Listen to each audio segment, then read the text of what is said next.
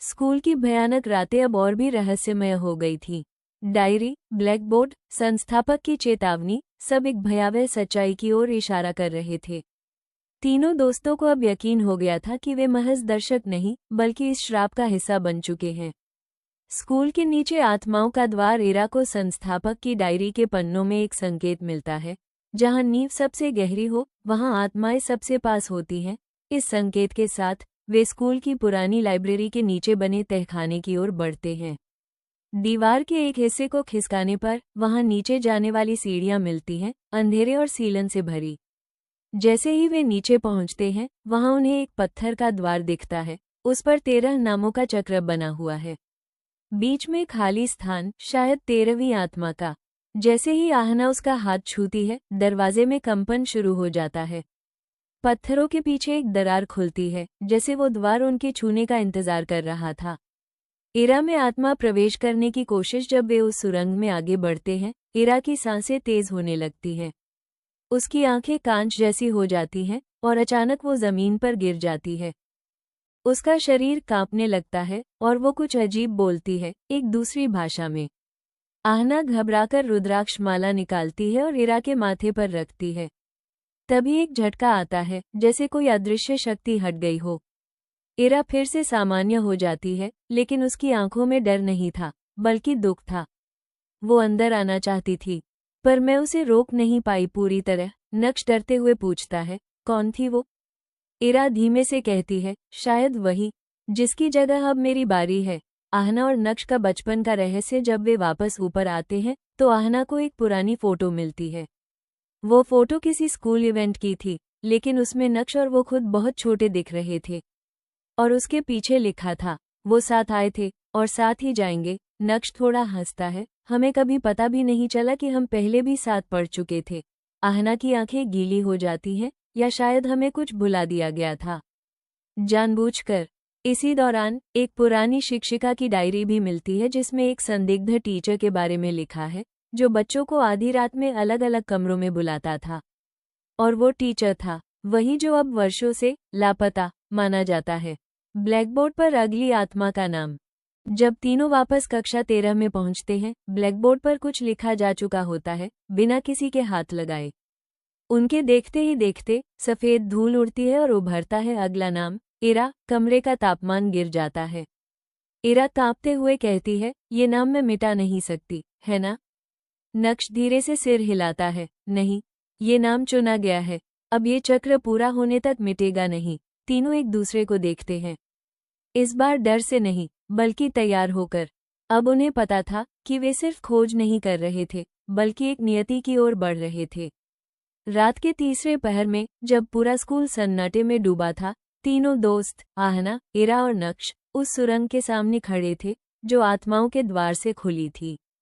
दीवार की दरार अब पूरी तरह चौड़ी हो चुकी थी और उसके पीछे से आती थी एक भयानक, ठंडी हवा, जिसमें किसी के रोने की धीमी सी आवाज घुली हुई थी।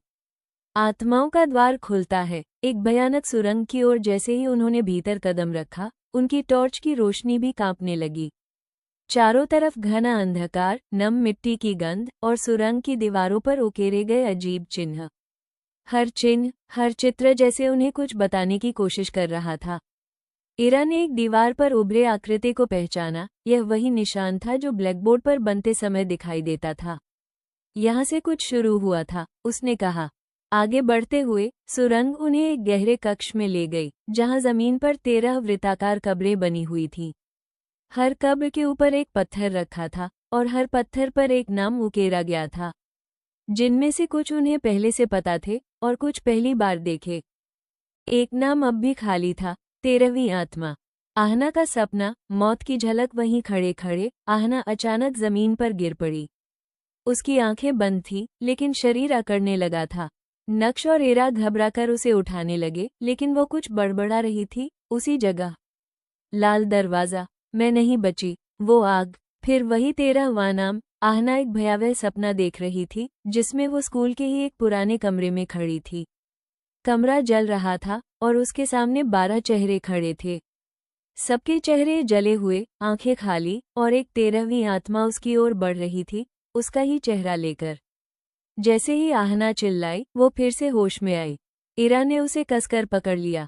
मैं मर चुकी हूँ या मरने वाली हूँ, आहना ने कांपते हुए कहा। नक्श पर बढ़ता आत्माओं का प्रभाव। उस दिन के बाद नक्श का व्यवहार पूरी तरह बदलने लगा।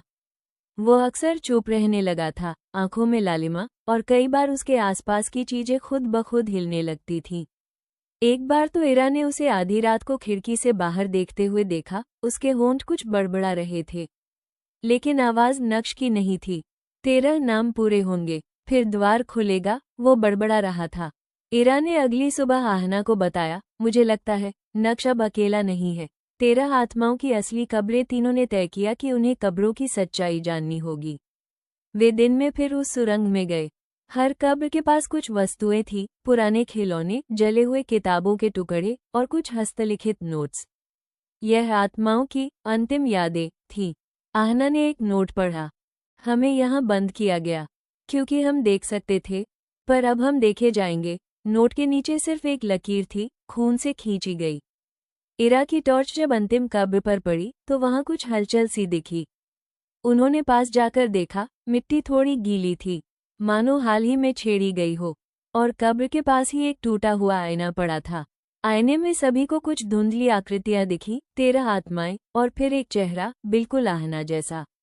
ये सिर्फ एक कहानी नहीं है, आहना फुसफुसाई। हम सभी पहले भी यहाँ थे। नक्श की आंखें चमक उठी, लेकिन वो कुछ बोल नहीं सका। उसकी गर्दन खुद ब खुद मुड़ी, जैसे कोई और उसे घुमा रहा हो। इरा जोर से बोली, हमें इससे बाहर निकलना होगा, इससे पहले कि अगला नाम उकेर दिया जाए। जैसे ही वे मुड़े, पीछे से एक धीमी आवाज आई, एक आत्मा की फुसफुसाहट, एक और। फिर सब मुक्त।